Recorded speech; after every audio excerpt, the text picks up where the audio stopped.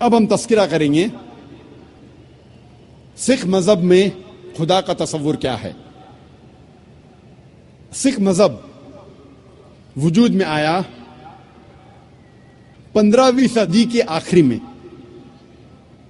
और इसके बानी थे गुरु नानक साहिब।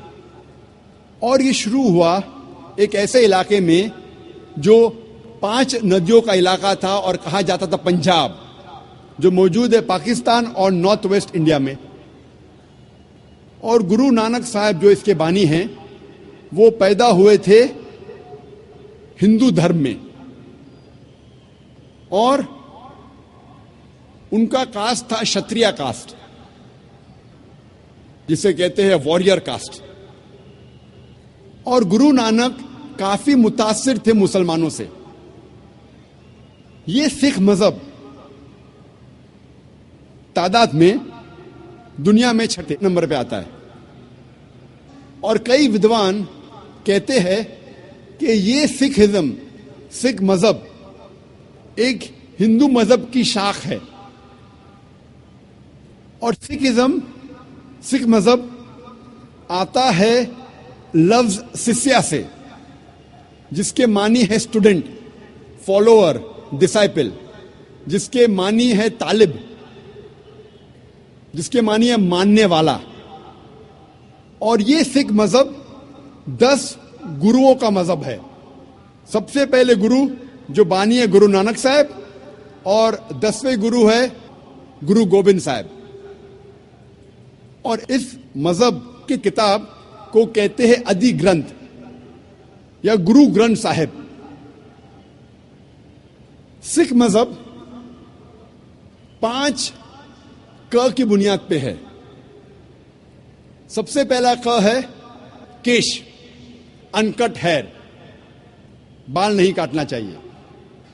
दूसरा क है कंगा, यानी कंगी, जिससे बाल साफ किया जा सकता है।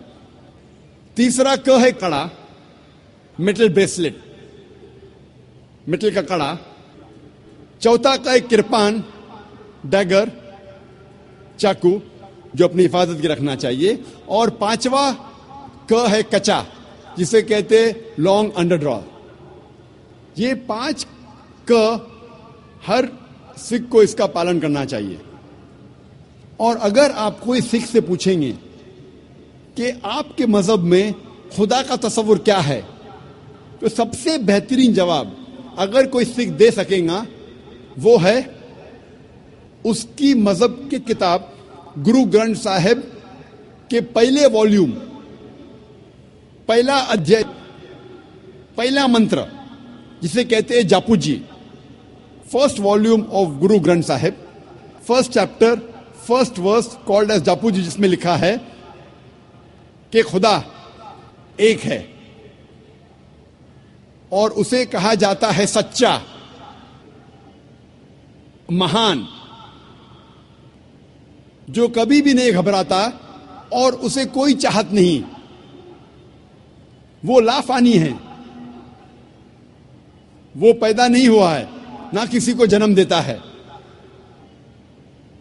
वो दयालु है। सिख मजहब में बुत परस्ती हराम है।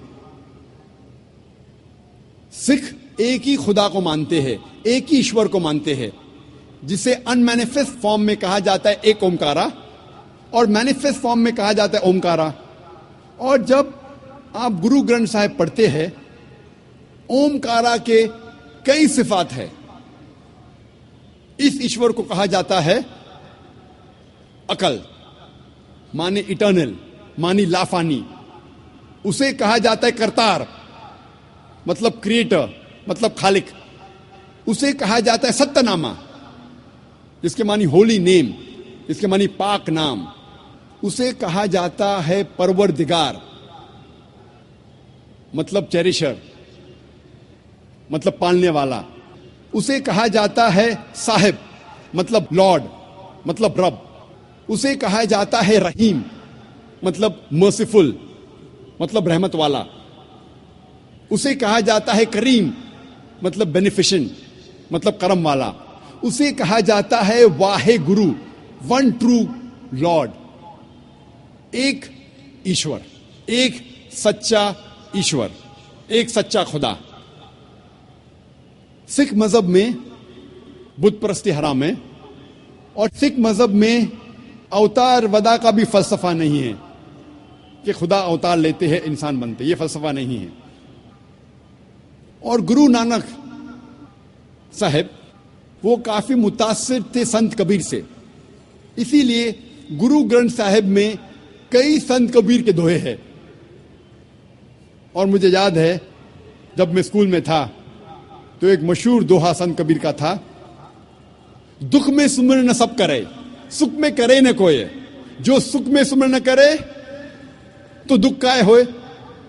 इसके मानी कि दुख में ईश्वर खुदा की इबादत सब लोग करते हैं, लेकिन सुख में ईश्वर और खुदा की इबादत नहीं करते।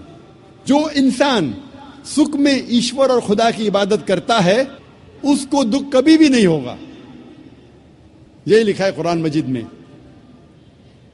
सूरह अज़्ज़ुमर में, सूरा नंबर 39 आयत नंबर 8 में, कि जब इंसान को तकलीफ आती है तो रब से दुआ करता है, अल्लाह सुब्हानहू व तआला से दुआ करता है। लेकिन जब अल्लाह सुब्हानहू व तआला उसकी तकलीफ को दूर करता है तो इंसान रब को भूल जाता है और रब के साथ दूसरे को शरीक करता है। जब हम सिख मजहब की किताबों का मुताला करते हैं तो हमें पता चलता है कि सिख मजहब में भी लिखा है कि खुदा एक है, ईश्वर एक है और सिर्फ उसकी इबादत करना चाहिए, और उस ईश्वर की, उस खुदा की कोई मूर्ति नहीं, कोई बुत नहीं, और सिर्फ उस ईश्वर की इबादत करना चाहिए।